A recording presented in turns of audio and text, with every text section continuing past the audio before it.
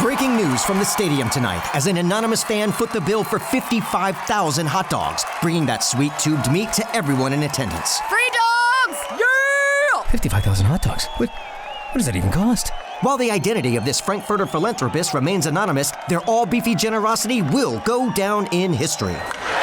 The new Mega Millions. More to win means more to give. How you spend it is up to you. Yeah! For game odds and details, visit sceducationlottery.com. Hello, it is Ryan, and we could all use an extra bright spot in our day, couldn't we? Just to make up for things like sitting in traffic, doing the dishes, counting your steps, all the mundane stuff. That is why I'm such a big fan of Chumba Casino. Chumba Casino has all your favorite social casino-style games that you can play for free anytime, anywhere with daily bonuses. So sign up now at ChumbaCasino.com.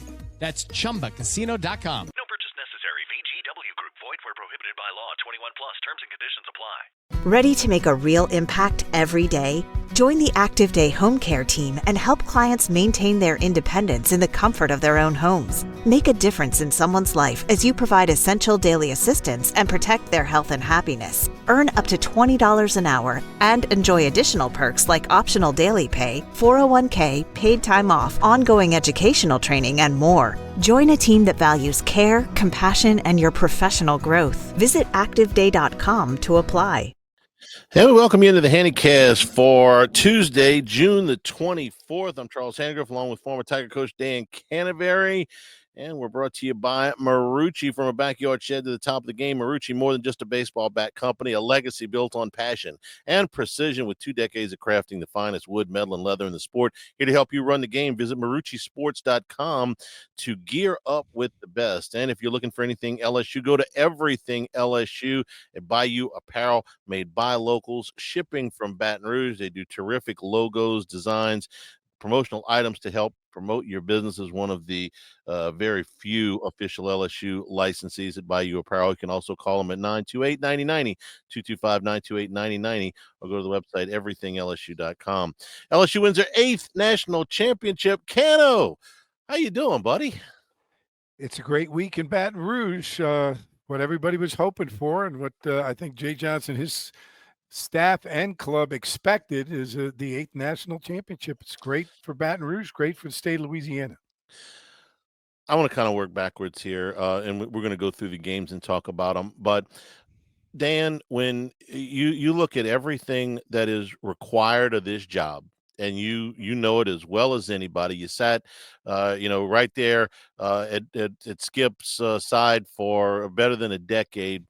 It's not just the baseball part in the dugout and the practices and the recruiting and the, I would say, intensive media requirements that you have, and the fans and the expectations, the responsibility you carry. This is a hard job. Yes, you've got a lot of resources to work with. Okay, no question about it. But this is a hard job to do it all well. And Jay Johnson has aced the test more than once. So you can speak way better than I can about the total demands of this job, and being good at everything is really, really tough. And he's done it. Well, he's done it, and it shifted when I was coaching with Skip, especially in the early years. And Charlie, you were around for that. The coach had to do everything, like cut the grass, drag the infield, sell the fence signs. It was a different kind of do everything. And of course, I'll always credit Skip for changing college baseball, not only in the state of Louisiana, but in the SEC, but in college baseball itself. The job has evolved where the everything has changed, meaning you got groundskeepers now, you got people selling ads, you got those things to build your program's built. Now you're fighting everybody else in the nation that's done the same thing LSU did and provided that support, because ADs figured out you can make money at baseball, or at least lose less, and it's a very popular sport. What Jay's doing now is he's the best at doing everything that's required of the job now. He's a intense recruiter. He's an unbelievable game planner. He's shown he's a great team builder. I mean, he's 24/7. He's a hard worker. And people say this is kind of a cliche, but it's really true. Every team takes on the personality of their head coach.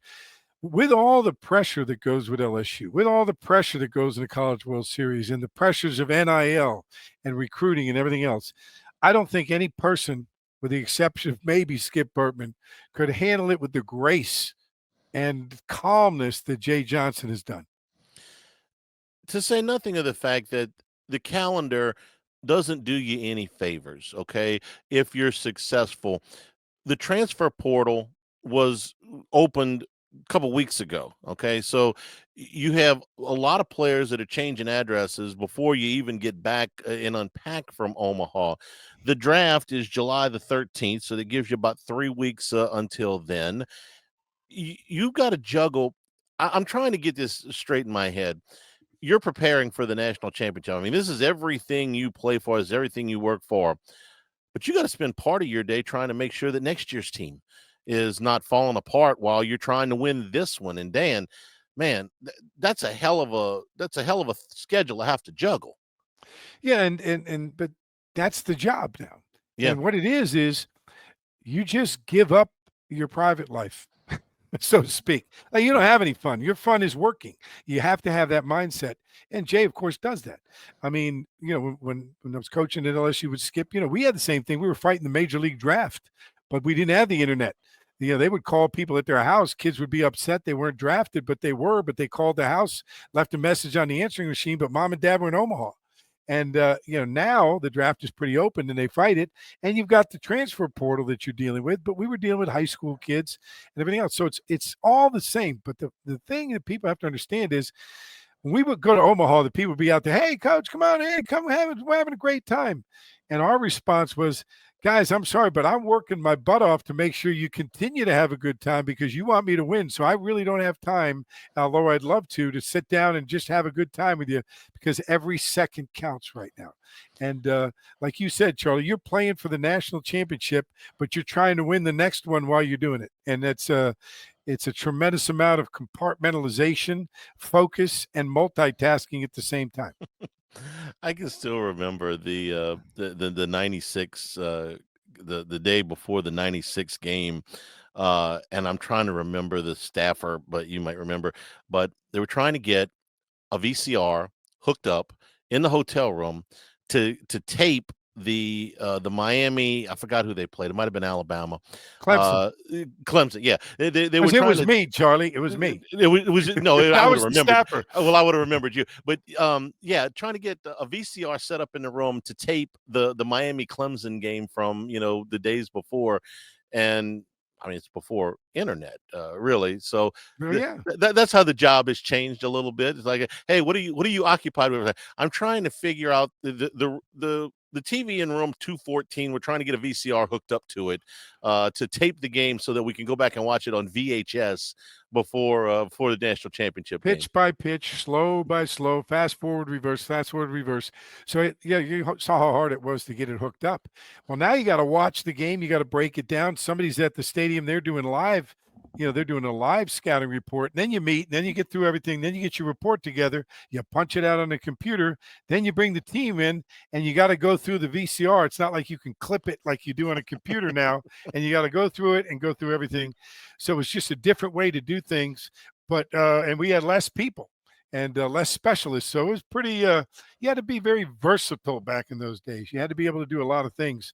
But now you've got to be excellent at what you do because everybody's got people to do those things.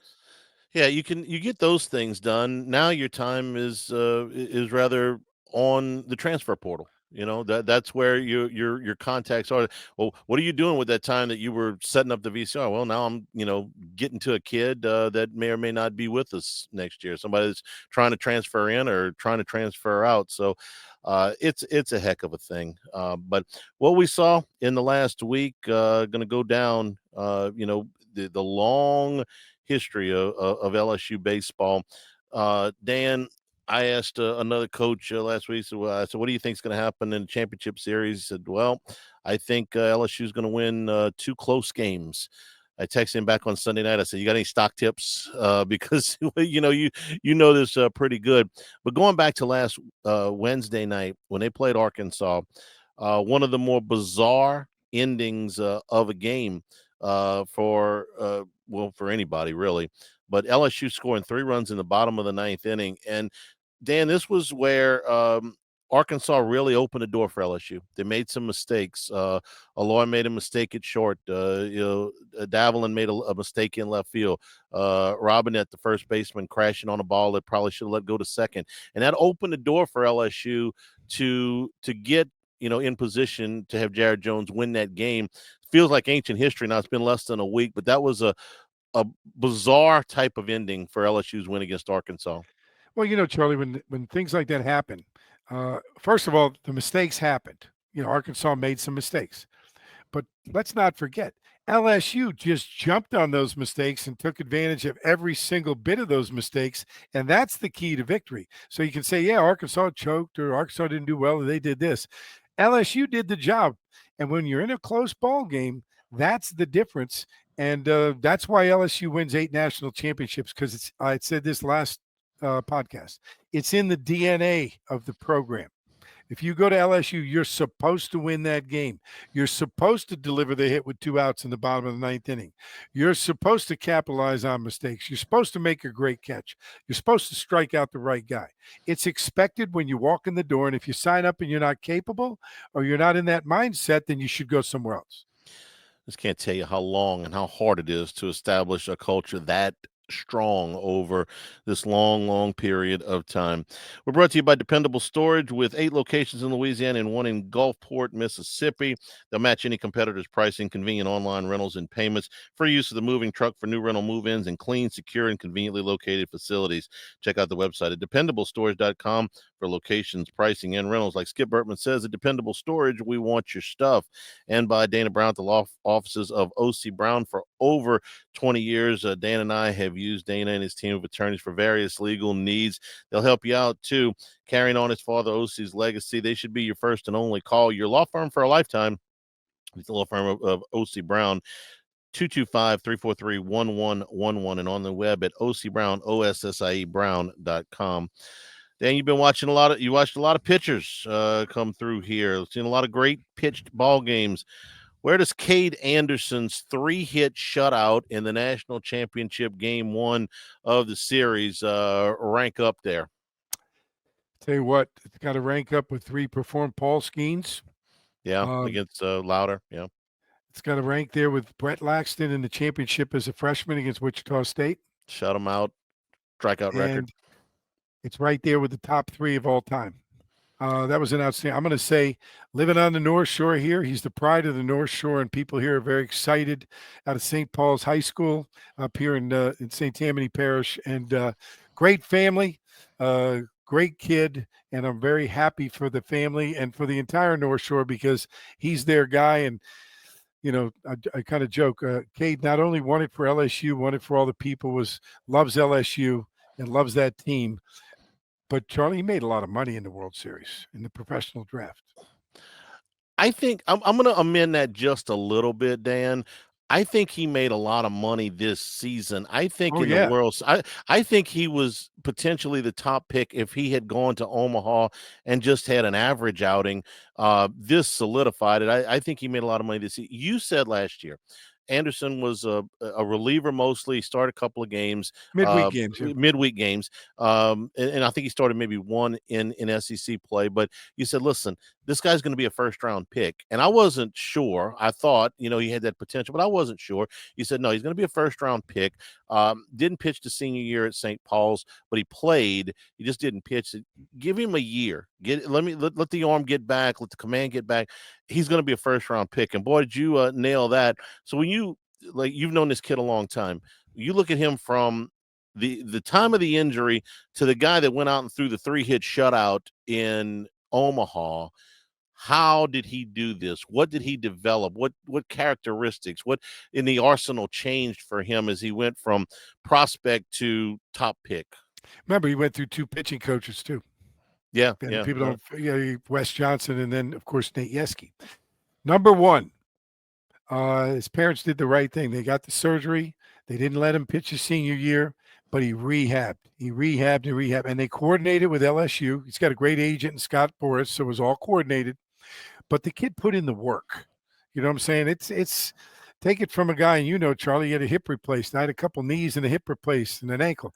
That Rehab is the hardest part, but to get back to the level that he had to get back to is a credit. Same thing for Chase Shores.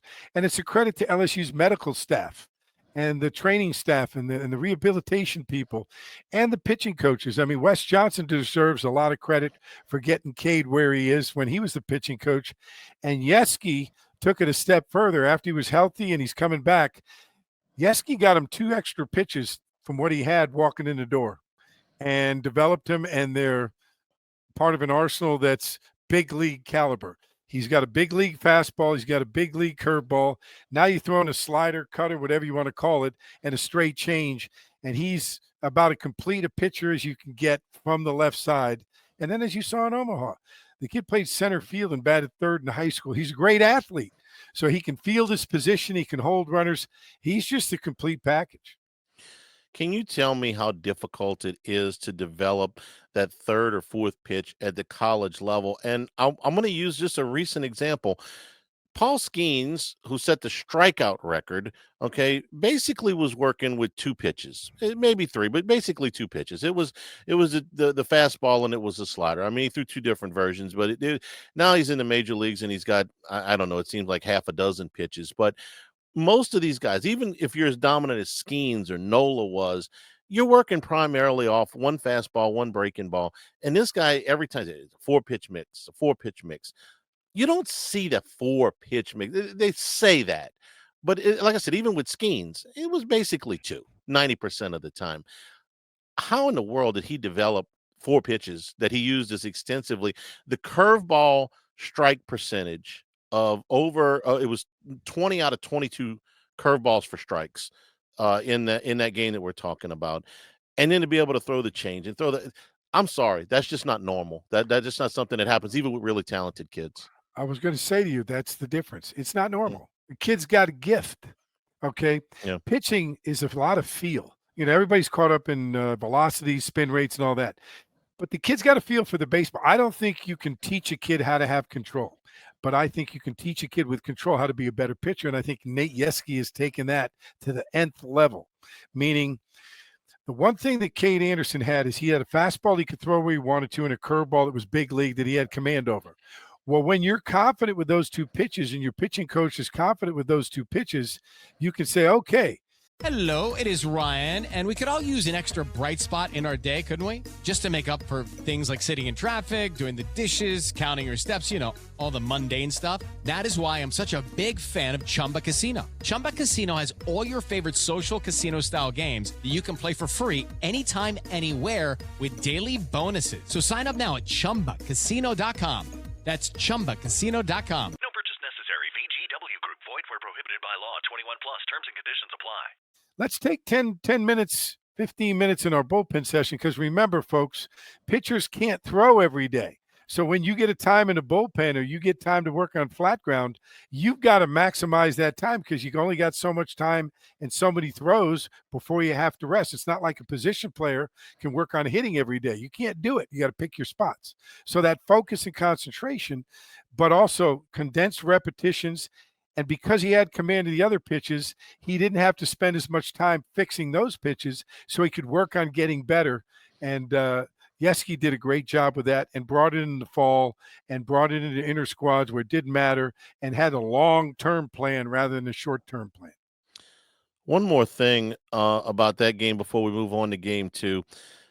Milam gets an RBI single in the first inning. That's the only run scored in the game. He was pitching with no margin for error. You hang one pitch, you hit a guy and then you hang one pitch and you're behind. And look, it happened to LSU in 2013. Aaron Nola was out there. He didn't give up an earned run the whole game, but they lost, just a couple of plays and they ended up losing a 2-1 game. He's out there with as if there's not enough pressure, Dan. It's game 1 of the national championship series. The stadium's full. Everybody's watching on TV. You're pitching with a 1-run lead. And the other guy's pitching pretty well, too. So that's it. That expanded pressure that he pitched with in this game was amazing to me that he was able to keep it together and not really make one big mistake. Well, I've seen this a lot recently. Pressure is a privilege. Okay. He was privileged to be out there because he's out there in the biggest game of his life. Okay, but also I'm convinced it was a game he prepared for his whole life. And so in that moment, he didn't feel pressure because he had prepared for it his whole time. You always want to pitch at LSU. You always want to pitch in the national championship games. Okay. You always want to throw a shutout. You always want to face best competition if you're a competitor. But then again, gifts from God. He's got the right family. He's got the right mom and dad. He had the right coaches. Everything worked. And he prepared for that moment. So, I mean, and you're playing for the team that's supposed to win that game. He was just focused on doing what the team needed and having that team mentality and the team knowing that that's what he was doing makes you much stronger than the other teams. And again, I'll say it time and time again, that's what makes LSU special. I mean, it's just different than the other places. Yeah, Anderson, one of the first games he watched might have been at the College World Series with LSU playing. And we're not talking about ancient history here. We're talking about, the 2000s, the 2000 teens. Those were games that he grew up watching. We'll move on to game 2 here, but we want to tell you about Lake Urgent Care, 25 years of experience dedicated to providing quality care close to home. Treat minor illnesses and injuries from ages 3 months and up at 17 convenient locations: Baton Rouge, Hammond, Livingston, and Ascension parishes, offering occupational health and weight loss solutions. As a seamless extension of Our Lady of the Lake, patients can access care from anywhere with the MyChart patient portal. Our urgent care centers are open 7 days a week. You can walk in, check in online, or schedule a virtual care visit at lakeurgentcare.com.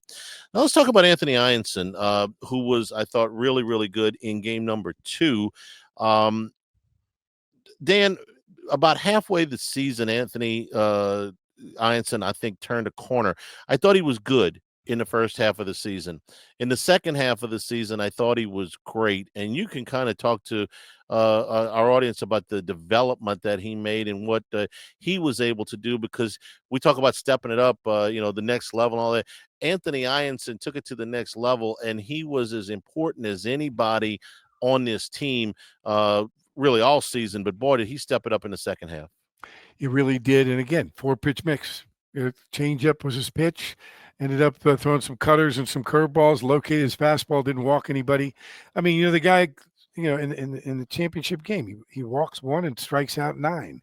Only gives up, he gives up 7 hits, but there's nobody on base and the team doesn't make errors. He's just a high percentage pitcher and going to have a nice career in the big leagues, being like a 4th or 5th starter that gets you into the 6th inning with a chance to win the game. I mean, a kid and he's obviously a great teammate. He likes the pressure, and he's got a lot of confidence in his ability. So I can't say enough about what he did. And of course, the relationship that he and Cade Anderson have, where there's no egos involved. That's another big thing. They're rooting for each other, and the team picks up on that. And that makes a big difference. Here's what else I like about Ianson. And I'll give Jay Johnson credit. And of course, he knows a gazillion more than I do.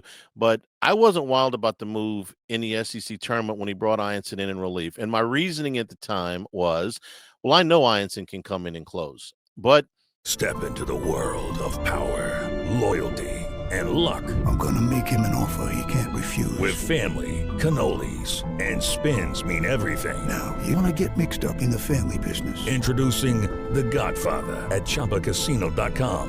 Test your luck in the shadowy world of The Godfather slot. Someday, I will call upon you to do a service for me. Play The Godfather now at ChumbaCasino.com. Welcome to the family. No purchase necessary. VGW Group. Void where prohibited by law. 21 plus. Terms and conditions apply. did I? He never pitched in relief this season. So they put him in a relief situation, and then they bring him back on a short rest in the regional. Well, they may have had to use him in relief on short rest in the College World Series had things turned out just an eyelash differently. And we talked about this on the last podcast. Look, LSU won that game against Arkansas on Wednesday night. If they hadn't, they would have had to use some combination of, even if it just goes to the 10th and they win it in 13, they got to go to some combination of Ianson on short rest in relief, and then use up Anderson and maybe Ianson again on Thursday. So Ianson filled a lot of different roles, and I don't want to take that for granted because, man, when you send a guy out there, second start every weekend from February all the way to the end of May, and then you say, okay, now hang on. Now I got some other stuff for you to do that you might have to do. You get them out of their routine. You have to respond to that, and Ianson did. I thought he was phenomenal. Yeah, and like you said, Charlie, again, it goes to the coaching staff. They prepared for every situation they might have, and you got to put Ianson out there in that closing situation. You got to put him out there with short rest so you can see what you get, and so he can experience it. And if it's not good, you got a chance to clean it up and maybe try it again. So that's great coaching. That's great preparation, and nobody's going to outcoach or outprepare Jay Johnson and his staff. I'm sorry, there's just nobody better in the country. Tell me about Chase Shores. Oh my gosh! At the end of the season, this guy looks like. Well, I mean, he looked like the new Skeens there for just a little bit. He's coming out there throwing 101 miles an hour, and you just feel like, man, he's going to overmatch everybody. Doug Thompson, who's been with us for most of the season, traveling today, but he pointed this out earlier. Wait till he gets to 50 innings. Wait till he gets to 50 innings. Dan, when he got to 50 innings, he was a beast. Yeah, and I tell you what, he threw the other night. 101 with sink. I mean, that's crazy. Yeah. And then you throw a slider in there, it's unfair at 91. Okay. This guy's going to be a middle reliever or a closer. I think he found his niche to go in there for an inning or 2 innings and just be Chase Shores. And that's going to play in the big leagues. That stuff is going to play. Yeah, I think he's going to be a closer. I really do. I mean, he may have some things to work on when he gets to professional baseball, but he looks like a big league closer. You come in there at 6'8" and 240 pounds or whatever he is, and throwing 101. That's big league. That's big league. He passes the bus test, as we say. When he comes off the bus, he's okay.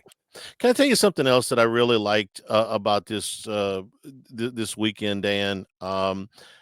I loved it, and they did this a few years ago for Josh Thompson. Michael Braswell comes up, and he had been fighting it. Okay, he was 1 for 30, whatever it was, and the fans, like they did with Thompson, to pick him up, they give him a standing ovation. Okay, now I want to say this about Braswell: without his glove, some plays that he made look easy, this might not have gone exactly the way LSU wanted it. If he just makes a couple of errors, or just not even errors, but balls that he couldn't get to, that nobody could get to. No, he makes some great plays. The crowd got behind him. He got a hit in his last at bat, and I was really happy for him. I don't want to downplay what his defense meant to LSU. Well, what people don't understand is, and I'm into coaching youth league baseball now with kids, and it's so hard to separate offense and defense when you're playing baseball, because there's no time. In football, you're an offensive player, you're a defensive player. In baseball, you got to do both. He was able to do the hardest thing for a competitor to do and for a baseball player to do, and that is, I'm not swinging the bat, so I'm just going to go out and play defense and help my team win. Like, I'm not going to bring those at-bats or those lack of hits out to the field. On the other hand, he took the fielding to the next level in my book, which shows really a lot of competitive courage. And so he handled it well. And the second thing I want to say is, excuse me, only LSU fans do that. Like, they just are so educated and so in tune with everything. That only happens at LSU, and that's part of the program that makes it the best one. The fans love the players, understand their feelings, and they felt they could make Braswell feel appreciated because they appreciated what he did for that team. And to me, I got some tears in my eyes, because that's what makes this place special. And for Braswell and Luis Hernandez, who came in here for a year, and boy, I'll tell you what, he was dialed in the second half of the season, and defensively just came so far. Those are the pieces that you added. Now that's what Jay Johnson's got to do now, which is start to which he's already started a long time ago, putting together next year's team. And listen, before the draft's still 3 weeks away, we don't know who's going to get here. The transfer portal, LSU's just starting to get active now that they got back from Omaha yesterday. But I want to talk about a couple of things before we wrap up, Dan.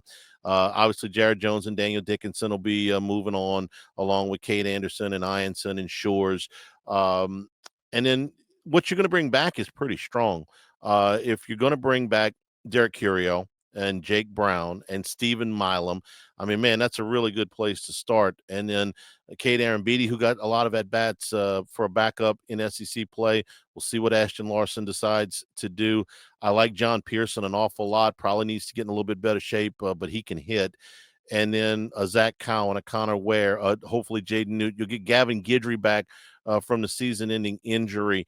You may get Tanner Reeves back. I think all of those guys makes for a really solid base for next year. And I'm going to get to Ethan Fry. I'm going to put him in a different category, but just the ones we know that are coming back, Dan, it gives you a really good place to start. It gives you a good base, and they know the coaches, they know what it takes to get there. And some of them were players in this national championship, but not the role they wanted, or not as big a role. But they understand it's their turn to step it up as part of being a little brother to the big brothers that have won it before. There's a pride that's in the program. I'm going to say this: as of right now, this could be the first year where Jay Johnson returns his staff. Yeah. I mean, let's not forget, Jay's been out of a coach every year since he took over. And that's hard, especially when you're trying to keep up with everything. So what a job they're going to do with our entire staff coming back. So the familiarity is good. It's not you have to learn everybody all over again. So carrying that many players back is big for the program.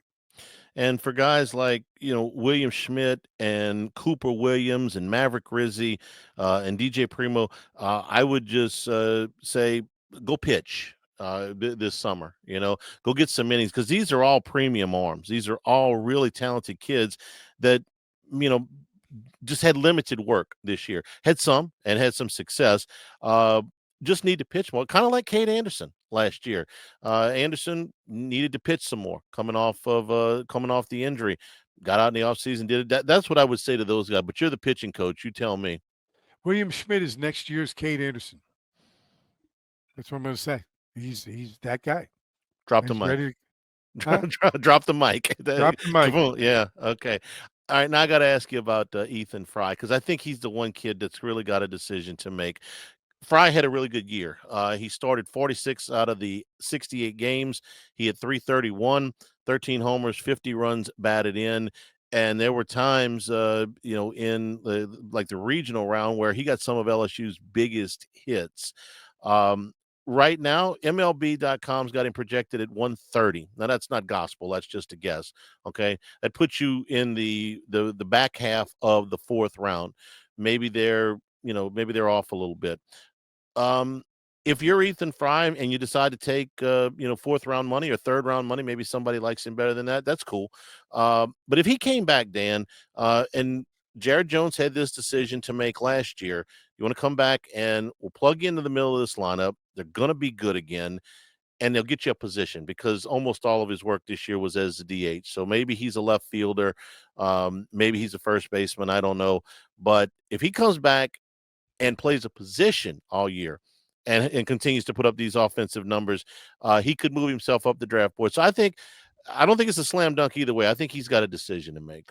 I think he's got a decision, but to me, this is just me talking, why wouldn't you come back in this day and age for the NIL money rather than take minor league salary?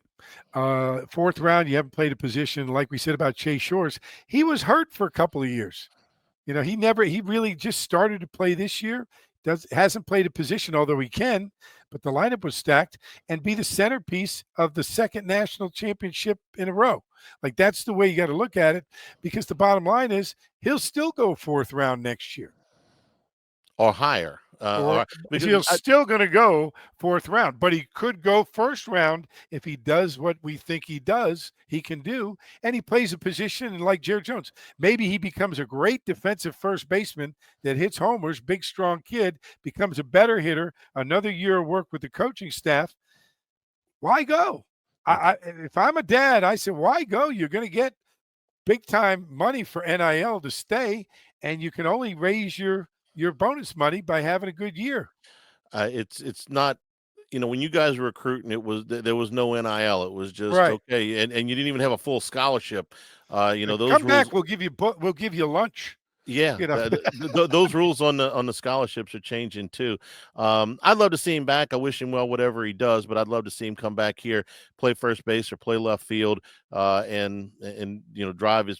Don't you think Jones made himself some money this year? Yes. Yeah, definitely moved up from where he was a year ago. Dan, it's been a pleasure as always. Want to thank Dana Brown and his group over at the law firm of O.C. Brown, Our Lady of the Lake, Lake Urgent Care, Bayou Apparel, Marucci, and Dependable Storage. They've been our sponsors all year through football and baseball. Thanks to Doug Thompson for his contributions, to Richard Dixon for his contributions back in football season. Richard's going to be back with us in the fall. But it's been a pleasure, my friend, and it was certainly fun watching all the way through with this thing. So enjoy your summer. Football be here before you know it. Yeah, I'll tell you what, I want to say one thing, though, Charlie, in closing. I couldn't be happier with the guys on the wall behind me for that guy. He's had one of the hardest years you could ever have. And Jay Johnson's a great coach, but he's a greater human being. With the way he's embraced Skip in the program, made him part of it, and really has a great relationship with Skip on a human level, not just on a professional, on a human level, means the world to me, because you and, of course, Charlie, everybody knows how close I am with Skip and how much I owe to him. But the way Jay's handled it, and I think the boys kind of sensed that let's win this one for Skip. He needed it. And so I feel good for Skip. I think he's very, very proud and happy where the program is, and know that he can feel comfort that Jay's running it. And I think that's great for everybody. Well said, and was happy as all get out to see the Skipper up there to watch him win number 8. For Dan Canevari, I'm Charles Hanagriff. We will be back. The podcast going on hiatus until the right before football season starts. But for Tuesday, June the 24th, this has been the Hannycast. Having a life scholarship and being able to afford to go to college made me feel inspired to go. When I got a life scholarship, it was such a relief. I knew that I wanted to have an impact. Having a life scholarship through the SC Education Lottery was huge. It gave me the opportunity to make that impact right here at home. The South Carolina Education Lottery. A better you, a better us, a better South Carolina. Visit sceducationlottery.com/betteryou. Bubba Wallace here from 2311 Racing. Funny thing about being fast, you end up waiting a lot. First to show up, first in line, then just waiting. Me, I rev up Chumba Casino. With over 200 social casino games, no slow lanes here. Why sit around when you can spin? I'm already racing. Your turn. Play for free at ChumbaCasino.com. Let's Chumba. Sponsored by Chumba Casino. No purchase necessary. VGW Group. Void where prohibited by law. 21 plus. Terms and conditions apply.